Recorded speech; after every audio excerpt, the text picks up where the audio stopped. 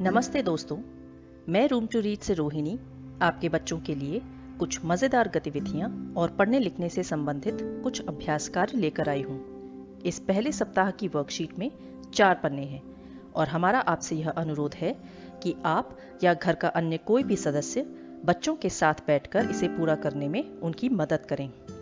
अगर बच्चे के पास यह वर्कशीट कागजी रूप में उपलब्ध नहीं है तो आप बच्चे को अपने फोन पर यह वर्कशीट दिखाते हुए उसे लिखने का कार्य किसी कॉपी या डायरी में करने को कह सकते हैं।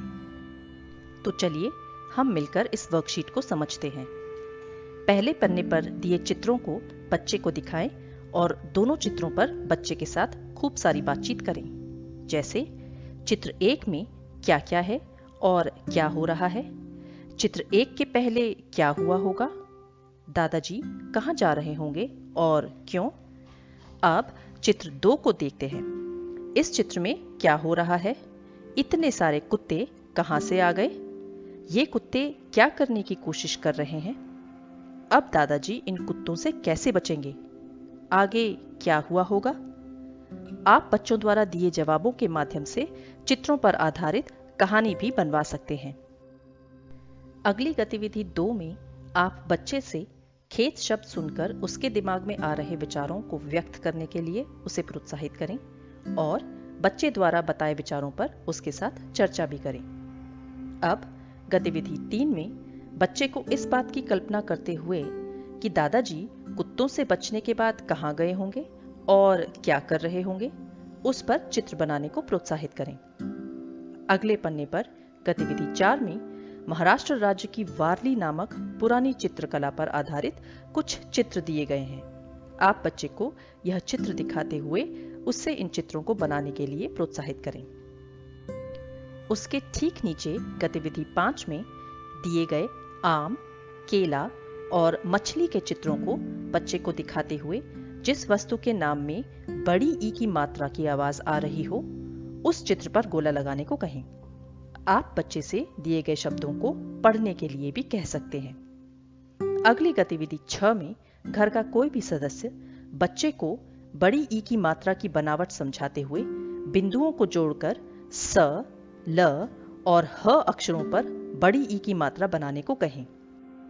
बिंदुओं को जोड़कर मात्रा लगाने के बाद बच्चे से बने शब्दांशों सी, ली और ही को पढ़ने के लिए भी कहें। आप बच्चे को जमीन या हवा में अलग अलग अक्षरों म, न और ल पर ई की मात्रा बनाकर दिखाएं और फिर बच्चे को भी बनाने को कहें। इस पन्ने की आखिरी गतिविधि 7 में दिए गए ग्रिड में बाएं तरफ लिखे अक्षरों ल, म और ह को बड़ी ई और ए की मात्राओं के साथ जोड़कर बच्चे को पढ़ने के लिए कहें। जैसे ली, ले, मी, में, ही और हे। फिर बच्चे को दाईं तरफ दिए पेड़ के चित्र में ऊपर पत्तियों से शुरू कर तने की तरफ चलते हुए लिखे शब्दों के, मी, ने, ली, ही, नी, की और ले पढ़ने को कहें। उसके बाद आप बच्चे से चित्र में रंग भरने को भी कह सकते हैं। अगले पन्ने पर गतिविधि 8 में बच्चे को छोटे चौकोर में लिखे अक्षरों को मिलाकर पढ़ने और नीचे दिए बड़े चौकोर में लिखने को कहें। जैसे ली और ला मिलकर बनेगा लीला। इसी तरह बच्चे से इस गतिविधि को पूरा करने को कहें। उसके नीचे गतिविधि 9 में बाएं से दाएं तरफ लिखे शब्दों नई, काई, मीना, नानी, लेना, और, आई, आम, कमरा, नीला, नारी, नमक, करेला और होना को इसी क्रम में पढ़ने को कहें। अगली गतिविधि 10 में दिए गए ग्रिड में चित्रों में दर्शाई चीजों माला, हल, आम और केला के नाम छुपे हुए हैं। आप बच्चे से पहले दर्शाई चीजों के नाम ग्रिड में खोजकर उन पर गोला लगाने को कहें और फिर चित्रों के नीचे लिखने को भी कहें। अगली गतिविधि 11 में दिए गए वाक्यों को बच्चे को कुछ इस तरह पढ़ने को कहें। मीना कार से आई, नीला आम लाई, रीमा केक लाई, सीमा, रस, लाई।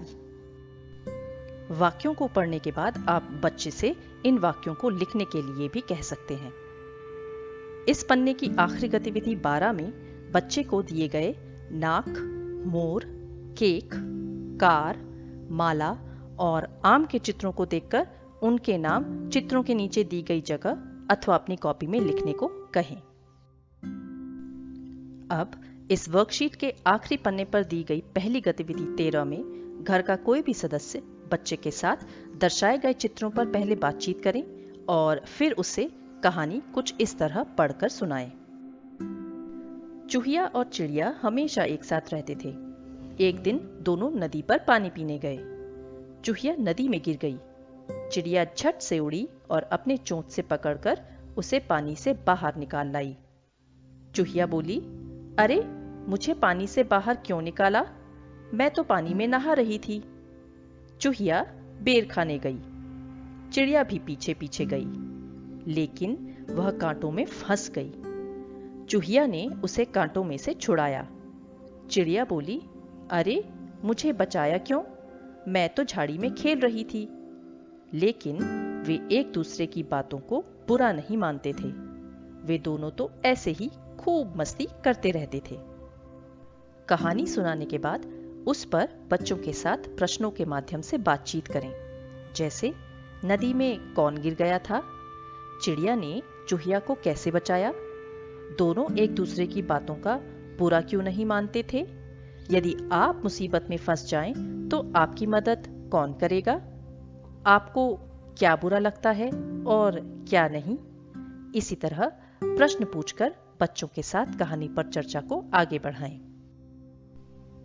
वर्कशीट की आखिरी गतिविधि 14 में घर का कोई भी सदस्य बच्चे के साथ उनके गांव या शहर में होने वाली शादियों पर चर्चा करें, जैसे आपके यहाँ शादी में क्या क्या होता है। यदि बच्चा कहीं किसी शादी में गया हो तो उसे प्रोत्साहित करें कि वह अपने अनुभव आपके साथ साझा करे। चलिए साथियों, इस सप्ताह की यह वर्कशीट यहीं समाप्त होती है। फिर मिलेंगे अगले सप्ताह ऐसी ही कुछ और गतिविधियों के साथ। धन्यवाद।